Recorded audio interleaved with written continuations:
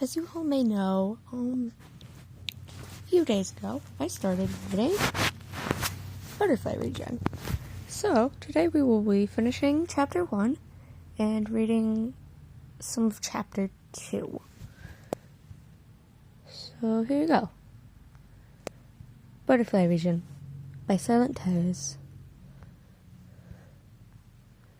Chapter 1, Golden Throne.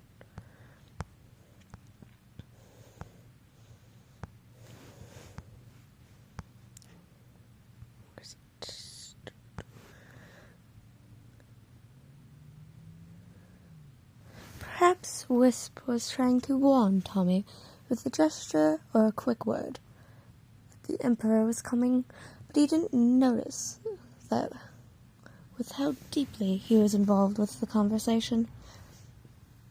He feels a lightning of cold running down his spine as he whips around and sees the blue eyes staring at him intently. "Your Majesty," he says, dipping his head in a bow. "I didn't know you were here." Tommy has long since overgrown his father. The difference in height, for some reason, doesn't stop the Emperor from looking absolutely terrifying. It's like there's a shadow of something much more powerful trailing his every move and word. Tommy knows people think of him as sinister and cold, but it will be years and years of ruling till he reaches that impactful demeanor himself, and even twice as much time he'd have to learn to hide it. The Emperor hums. "That's why you're threatening my guest." The shift in mood is an instant as the Emperor makes his way to Ronbu. A hand gets placed on the boy's shoulder in a reassuring, calming sort of way that it hasn't touched Tommy in years. Tommy's chest burns. After the 2 weeks his father has been away for, the first words he hears are accusing. Tommy didn't even do anything wrong. No laws or rules of etiquette require him to be patient with commoners disrespectful of the of the royal family. The fact that Ronbu was even allowed into the gardens without his permission is already a heavy insult on its own, and the Emperor, better than anyone else, knows it. Ronbu shifts from foot to foot. Tommy is still in a bow, just low enough to be considered acceptable, but not low enough that he wouldn't see his father's face if he was to look forward. At this point, he should already be allowed to straighten up, but the Emperor is clearly not letting him do that until he explains himself. Tommy never had been scolded in front of a commoner before, with all the servants and Emperor's guard around him. It's beyond humiliating. "Please accept my sincere apologies," he says, his voice steady. "My intentions were not to insult you, but to protect your honor." Finally, after the Emperor's gesture, Tommy straightens up. His face burns, perhaps with shame or anger, or a mix of both. Even as he maintains a neutral expression, Tommy avoids looking at Ronbu, even from the corner of his vision. He thinks he might lose control if he did. The Emperor's anger to the Crown Prince's great relief turns to mercy. "I believe this acquaintance started on the wrong foot," he says. "How about we clear our misunderstandings during lunch today? Wilbur and Fundy would probably like to join us as well." The foreign minister and I had some matters to discuss this afternoon," Tommy says, very carefully, testing his waters, trying to sound casual and calm. Surely the Emperor understands that after getting insulted publicly like that, the last thing he wants is to have lunch with the brother that openly despises him. The minister can wait for another few hours. The man cuts, and just like that, it's settled. Tommy might be a prince, but he is the emperor's subject, before he is the heir to the throne. He is an example to his people, and Tommy would not make a fool of himself twice today by making a scene over something as simple as lunch. As you wish, your majesty, is all he says.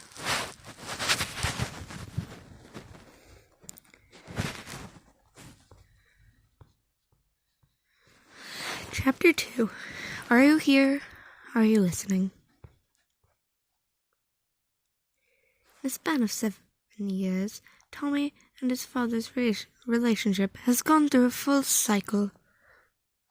It's not that Tommy wasn't loved by the emperor as a child. He just...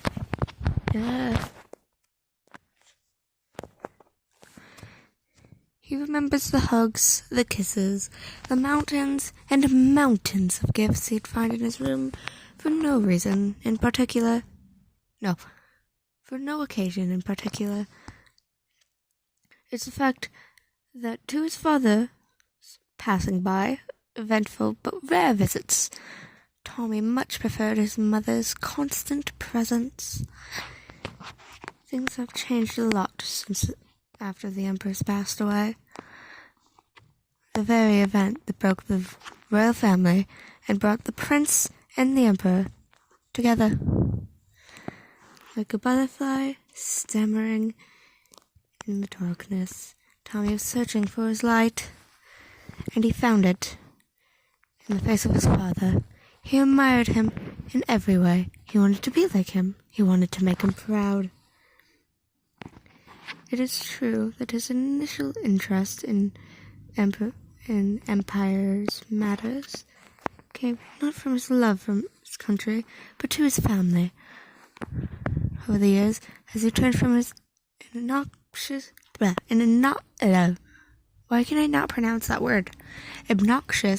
10-year-old to a noble young man, more and more duties were put on his shoulders.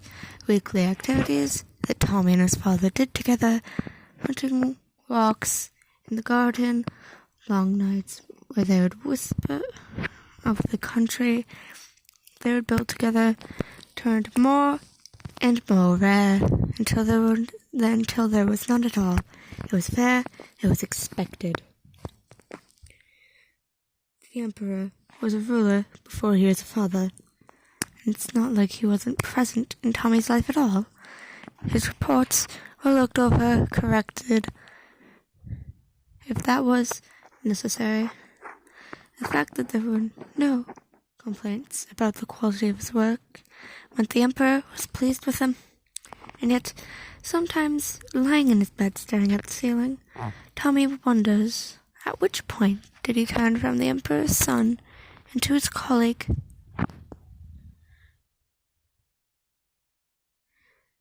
The other day he was passing by Fundy's chambers, and through the open door got a glance of him, and Wilbur laughing and smiling over a letter, probably from Lady Sally. It made something deep within him ache. He ran before either could even notice him.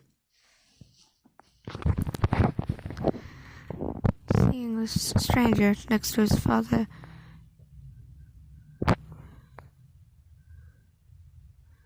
stirs up similar feelings in Tommy's breast, more so when the emperor asks Ronbu to join them at lunch. Tommy doesn't understand the reason for this special treatment. Yes, the emperor brought commoners to the imperial palace before, but never have ever any of them been invited to eat at the same table as the royal family.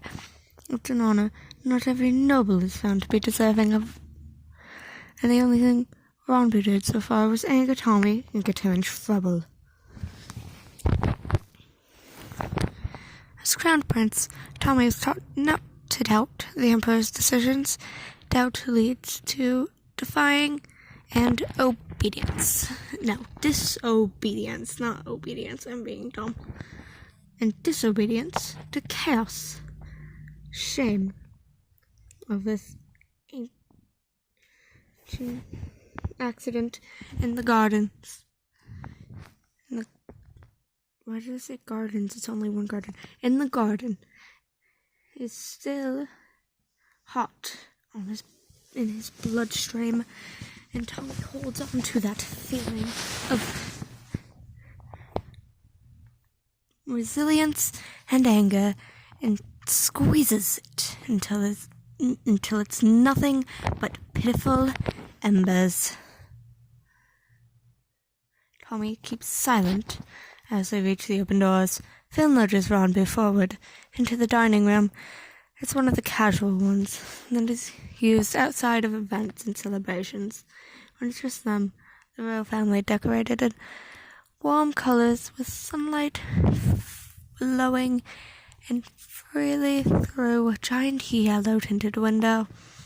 It seemed like the walls were made of pure gold. Ronbu's mouth falls a gap.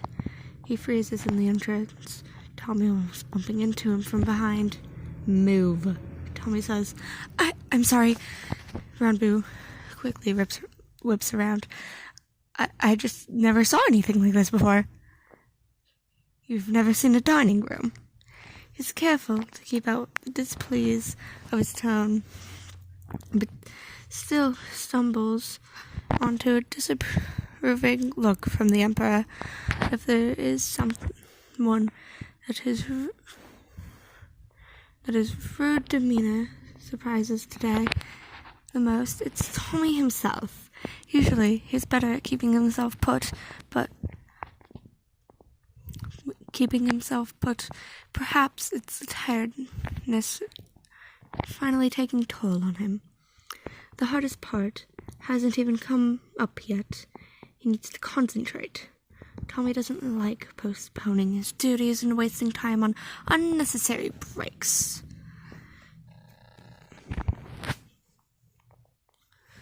But if Wilbur does show up at the lunch, he knows he's going to need some real rest afterwards.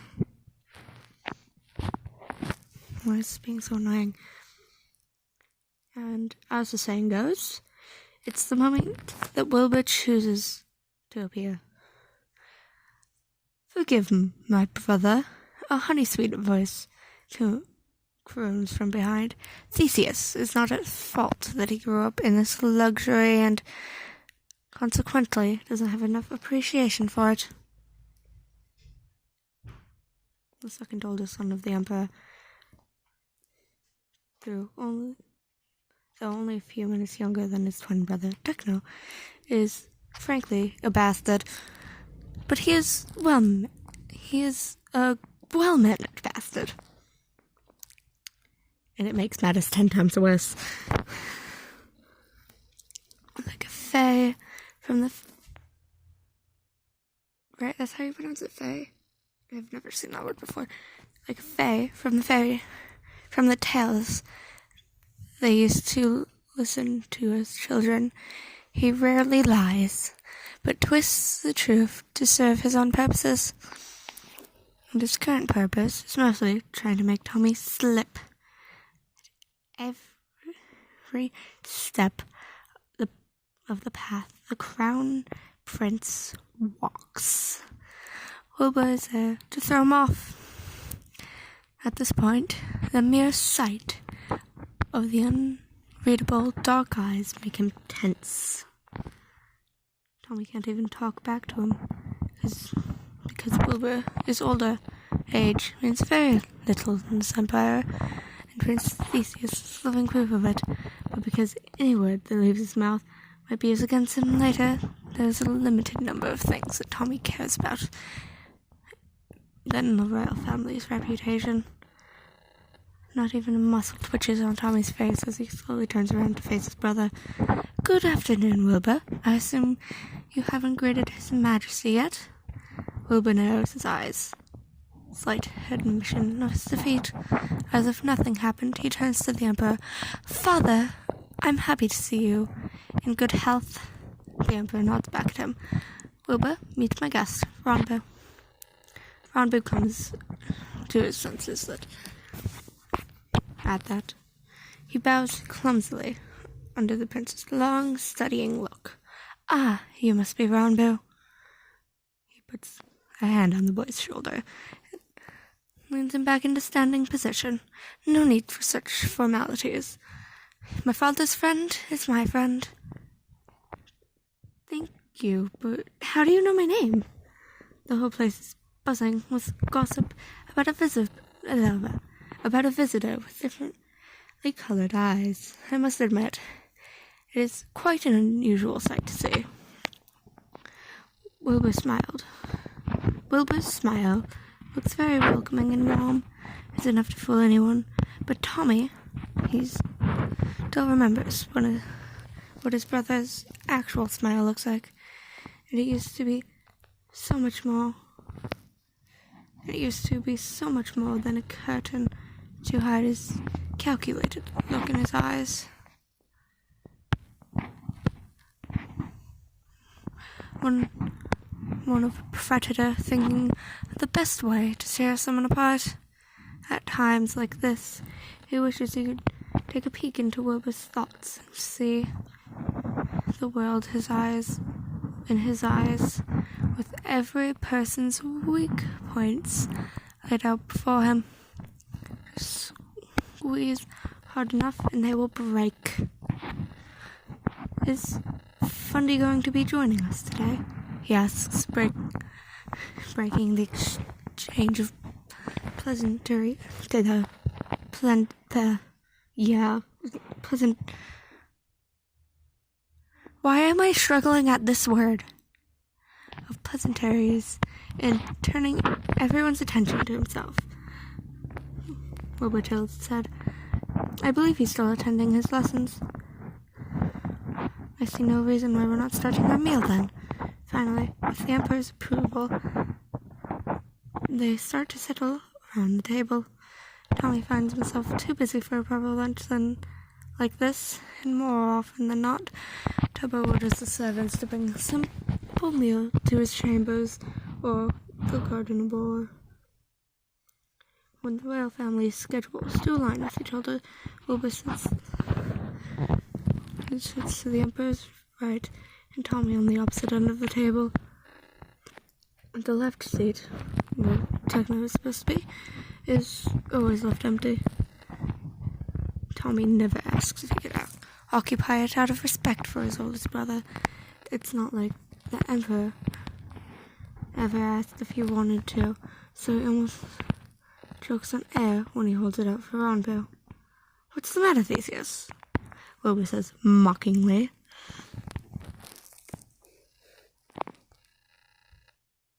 Fancy words.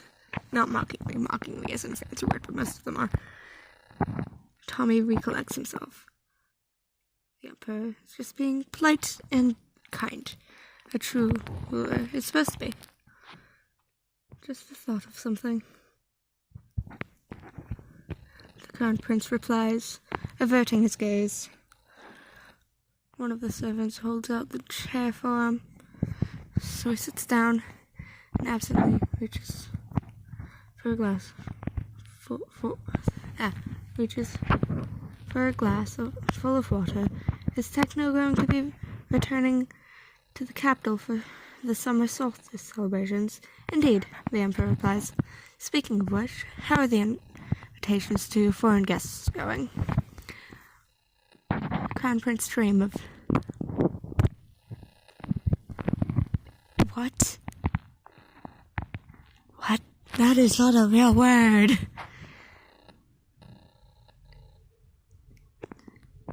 They just spell SMP weird. It's pronounced the same way. Okay. Crown Prince dream of SMP and Queen Nihachu of Dry Waters have confirmed their attendance, and I am yet to send letters to the Dukes of Badlands. The Emperor clearly doesn't see anything wrong in the fact that they are discussing state matters in front of a stranger. Tommy picks up the casual conversation. While his tone is steadying, his mind races back and forth. He resists the urge to have his foot against the floor. Roundbee struggles with the utensils. Roundbee's struggle with the utensils keeps him distracted. It's irritating, more than anything. With all the extra sounds and movements that he does around the table, clang. Glass falls on the floor. Roundbee stares at the shattered pieces with wide eyes, instead of scolding him for breaking an expensive object. The Emperor leans closer and asks in a worried voice, "Did you get hurt?" "No," Roundbee says, his shoulders spiking up to his ears.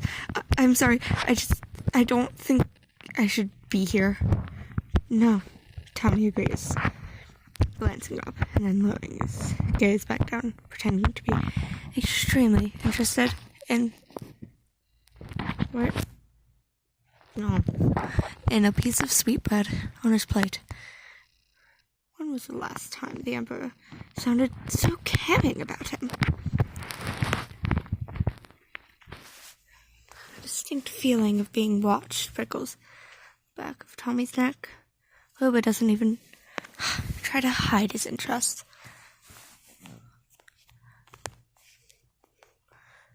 Propping his chin up, where does it say it? Propping his chin up on his hands, with an expression of a person watching a show performed specifically for him. From that look alone, Tommy knows that he has made a mistake. He doesn't yet himself understand the emotions swelling in his chest, and Wilbur already took note of them, and how they can be used against the Crown Prince in the future. We have a few more minutes we can do this. Tommy swallows down his worry. Meanwhile, the Emperor reassures Roundbee. "It's okay. Would you rather have a meal in your room?" The boy nods. Tommy can't help but feel a certain degree of relief that a couple of sevens come in. At that, a couple of sevens come in, summoned by a ring of a bell on the table.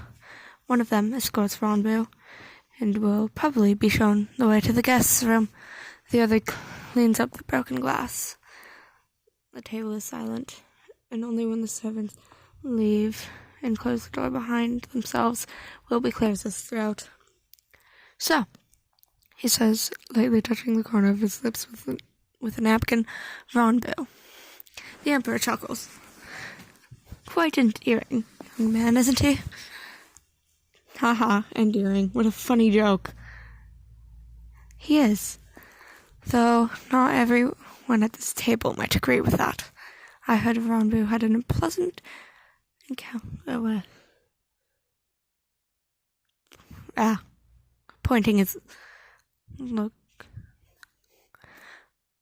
pointed look is thrown at Tommy. "I heard Roundbee had an unpleasant encounter with Theseus today. Winter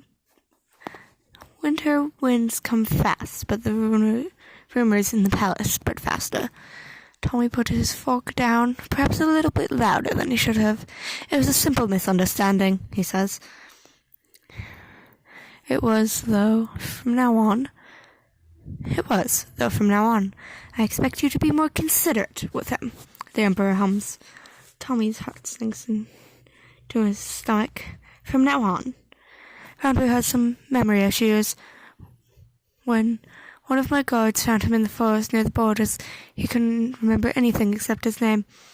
I offer to let him stay at the palace as long as it takes to find his family.